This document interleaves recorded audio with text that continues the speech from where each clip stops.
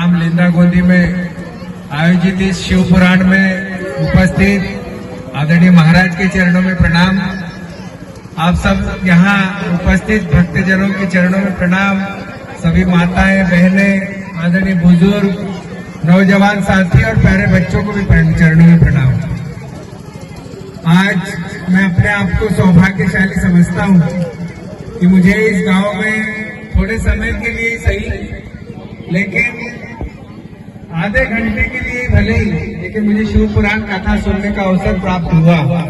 और आज महाराज के मुखा से जो अच्छी अच्छी बातें जो हमारे शिव जी के बारे में, गणेश जी के बारे में, भगवान कार्तिकेय के बारे में, सबके बारे में जो सुनी, वो निश्चित रूप से मन को प्रफुल्लित कर गई।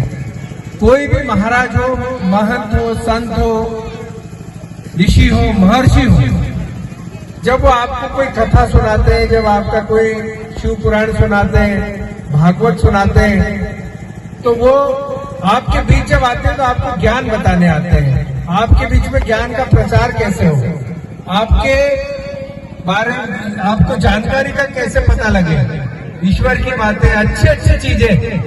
कोई भी महाराज संत आते हैं वो आपको अच्छी चीजें बता करके जाते हैं, और जब उनका ज्ञान हम अपने मन और मस्तिष्क में उतारते हैं तभी ये कथा सार्थक होती है।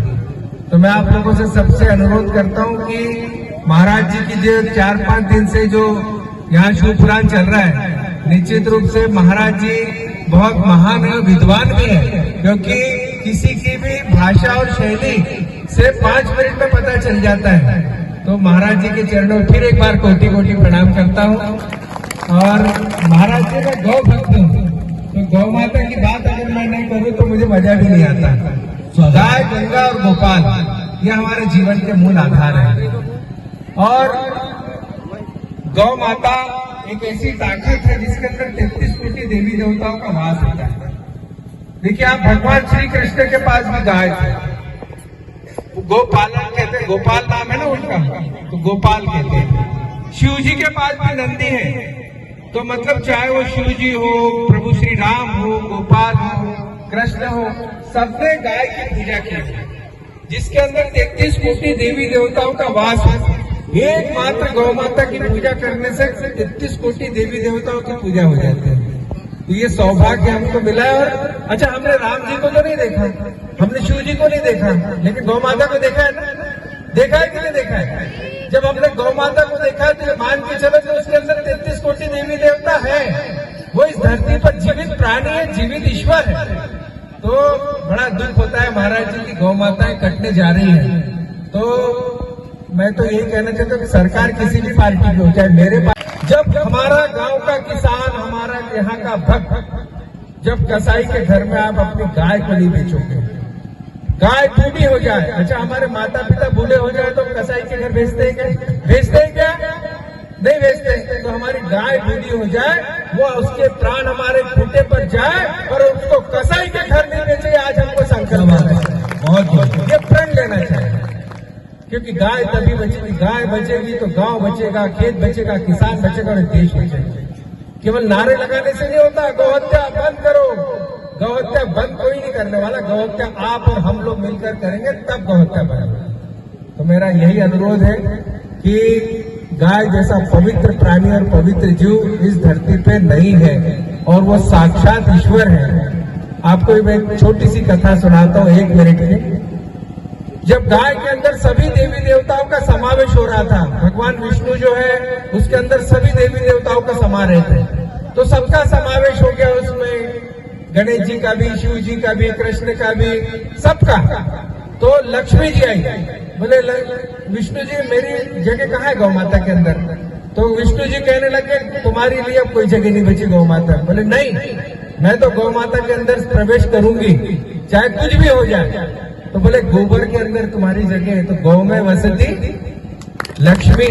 तो कहा लक्ष्मी ने भी कहाँ पर लिया वास? गोबर के अंदर। फिर गंगा जी आई, गंगा जी ने कहा बोले मुझे भी जगह चाहिए, आप बताइए मुझे कहाँ पर जगह मिले? बोले तुम्हारे लिए भी कोई जगह नहीं। तो विष्णु जी बोले गौमूत्र के अंदर, मतलब जितना गंगा जल पवित्र है उतना ही गौमूत्र पवित्र है, तो गौमूत्र के अंदर गंगा जी का वास है। तो कहने का आशय ये है कि 33 कोटि देवी देवताओं का वास। अच्छा, खाती क्या है हमारी गौ माता? घास फूस, कूड़ा कचरा, कुछ भी खिलाते हैं हम, भूसा खिलाते हैं, पर उसका गोबर कितना पवित्र है, उसका गौमूत्र कितना पवित्र है, उसका दूध दही घी और मक्खन कितना पवित्र है। और इंसान क्या खाता है? लड्डू पेड़े जलेबी। उसकी सोच कहीं काम आती है क्या? आती है कहीं? हम तो खूब मलाईदार चीजें खाते हैं, पर हमारी सोच कहीं काम आती है?